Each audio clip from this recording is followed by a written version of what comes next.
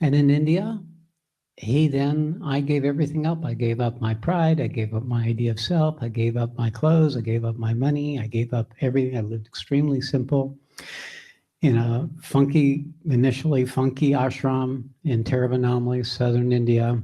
Hot, hot, hot, hot place. Humid, full of bugs. And the first room I stayed in had no windows, just screens. Right. And the air would stop moving when it would get hot. And of course, electricity would stop working. So the one little fan that went clickety, clickety, clickety wouldn't go clickety, clickety, clickety. So I couldn't even imagine a breeze was blowing over my body. The characteristic of that was that I did it willingly, blissfully, in a complete surrender to no matter what showed up, including a lot of my resistance that was there after I'd been in India for some years, where it started showing up, right? Because I'm a Westerner. At this point, I'm, wearing the Brahmin string and shawls and chanting the 1,000 names every day and doing all the ceremonies, and I'm in bliss continuously, except for when those parts of my Western nature would get up, and then it would pretty much say, how in the fuck did I get out of here?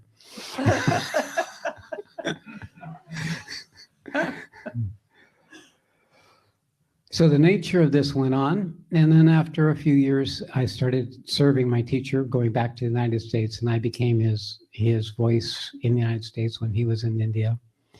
And in 2004, 6 years later, he gave me the name Siddhartha at that time and had me open an ashram in Sacramento, California, which I did, and ran that for until about 2008.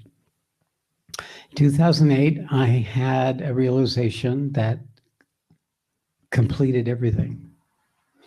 And that in that realization, I recognized there is no teacher, there is no student. Up until that point, I was oriented to spend the rest of my life serving my teacher. There wasn't anything in me that wanted to do anything else. I had no other ambition except for him and his work. And he had a universal work. He was actually working for the world. So he was aligned with Sri Aurobindo and the mother, some of you may know of them, and that his companion, his cousin, who took care of him after his realization, was one of the mother's delegates at the university in Chennai. And so she pretty much brought that tradition in at the same time. And Sri Aurobindo talks about the fact that we're living in a time where now it's possible for a transcendent force, which he called the supermental, to come into the collective consciousness and take over what before in normal traditional yoga, we had to apply effort the whole way. So it's like it met us halfway. And he talked about how to align yourself to be able to bring in this force into your system and assist you in your own seeking. So this was pretty much true with my teacher. Within the first year of being with him, he was able to reach up and bring in this force that blew my socks off, blew everybody's socks off. And I tangibly could feel it happening. And after some years, I learned how to do it myself. So that there is this new consciousness, my teacher called it Satchicetana, truth consciousness, that's now available in the collective consciousness that we can now open to and have it come in, and it augments our own effort, takes over at some point our own effort, in much the way my system was taken over. In those 6 years in India, I was introduced to the Bhagavad Gita. I was introduced to the Vedic teachings. I was introduced to all the mantras and the powers and the mantras and the chantings. I was traveled to all the temples. So I literally became an Indian in that whole time, in the 6th period. But when this awakening happened, it was actually 2007, it all fell away. And what came is I came back to my personhood. I came back to the person I had been before, but now I had this whole other quality. It was as if I re-inhabited my personhood, but I didn't give up the consciousness so I could become a person just like I was before and have this consciousness simultaneously. In 2009, my teacher gave me the instructions. He says, okay, you're complete. I'm satisfied. You can now do this work. And he said two things: move 500 miles away from me and start a nonprofit. So 500 miles away from wherever he worked, which happened to be where we were living. So I moved up to Olympia, Washington, which is about actually more than 500 miles away. And I got a little room above a daycare center. And I just lived. I just go to the coffee shop. I went to the library. I hung out with some Buddhist groups and some Unity Church people, and this kind of group and that kind of group. There wasn't any teacher. Everything was just good. Even the howling kids downstairs when I'm in Samadhi, it was just good. It was just like I could be here in this human life like I was sitting in the field of stars, the endless infinity, all whole and complete. And then people started coming to me, and I started teaching the Gita, and before you know it, boom, we have this. And I've been traveling around. We've been traveling around. Actually, we really... He thinks we travel a lot, but it's not so bad. Travel much too much. So in 2010, I first started taking my groups to India. Every year we go to India. Met people in Seattle and in Portland, and then in Boulder, Colorado, and then just started gathering people. And in the process, especially what was really useful was when I organized the nonprofit. Now, you got to know, in the United States, you can't just, I'm sure it's true in your country, you can't just organize a spiritual nonprofit. You have to explain precisely what it is you're going to do. To the tax people. To the tax people, to the IRS, the Internal Revenue people. And this was a challenge. How do you tell completely material people what the hell I do? And it became an opportunity for me to language, to bring it down, to make it real, to make it something lived.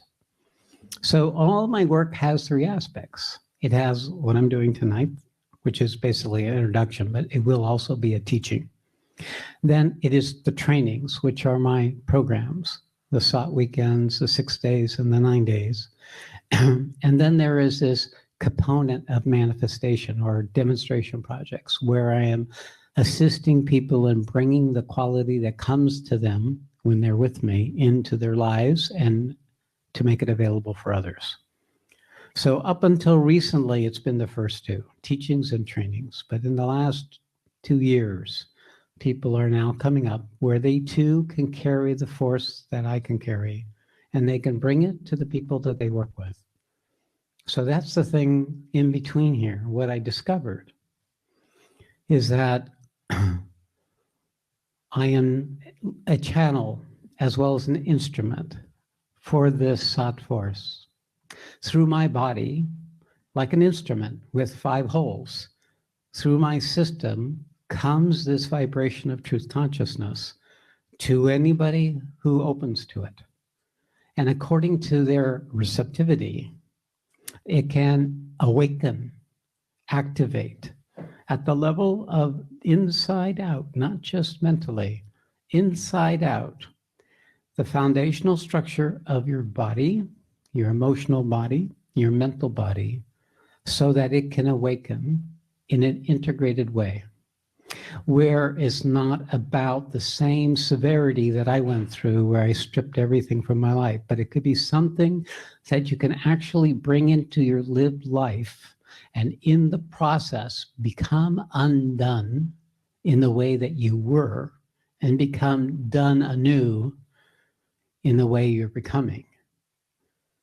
This is what Sri Aurobindo talked about. It is also what my teacher talked about, and it is a conscious, everyday aspect of my work.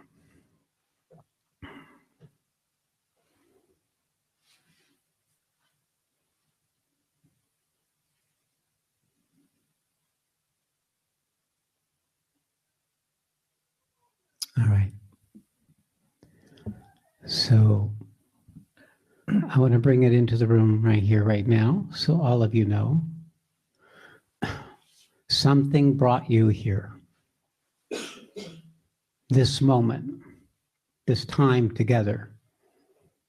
Your whole life has actually brought you to this moment. It's true in every moment, but I want to point out this moment because it's my direct experience that life is purposeful. And you'll realize this for yourself at some stage, or perhaps some of you have already realized it for yourself, where you recognize how your whole life was what allowed you to get to a certain state that you currently are experiencing. So this sense that life is purposeful, it has a direction, that it has a stages of a journey, which can be measurable, which can be experienced directly for yourself, that doesn't require undue belief or faith other than the process of getting there.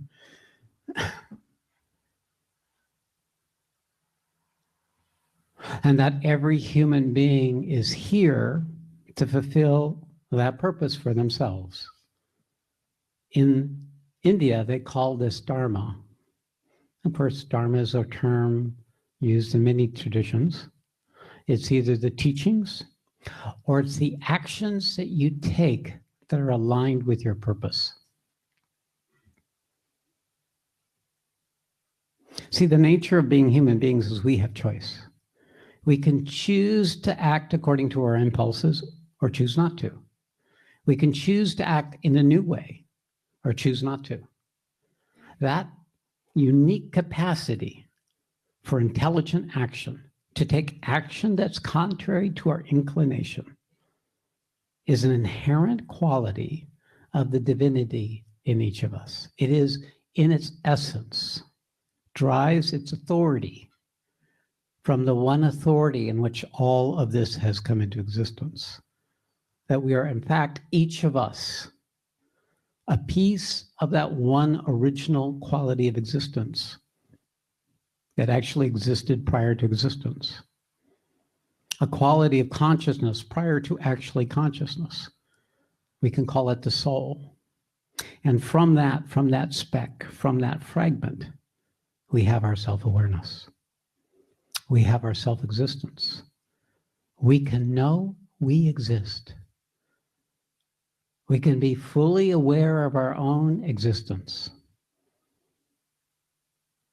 Anybody in this room doesn't exist, raise your hand. Some questioning. That means the mind has really been able to obscure an obvious fact. It's a self-existent truth. So what we're looking for is something you already have. That the essence of the traveling of the journey is a shedding, a losing of what you think you are, what you believe you are, what you've been programmed to believe, to discover that inherent reality that you are. So it's a process of letting go, of losing, and then discovering what it is that's left over, of becoming empty, so you can discover that fullness.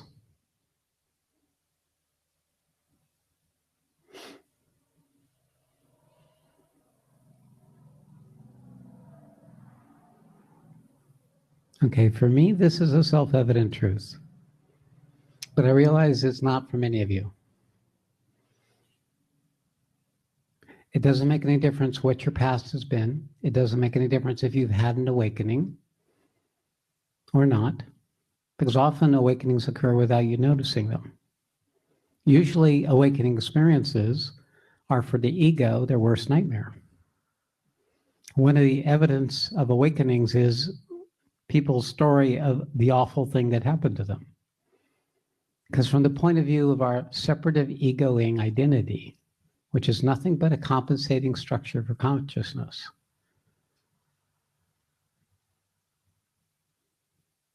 is this absolute truth. this fundamental unchanging principle that allows our very existence. We're the only creatures on the planet that can be fully self-aware. That the entire evolution of nature has been to create bodies that could hold consciousness sufficiently to wake up to its original nature, to become aware of itself. And once a human being, a self-aware human being, has come into existence, nature's work is over. Human beings have to take it from there.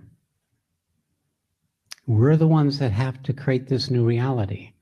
We're the ones that have to take this self-awareness and this power to choose and this power to discern and gather information and gather patterns of behavior that support us living aligned with the inherent possibility we all represent.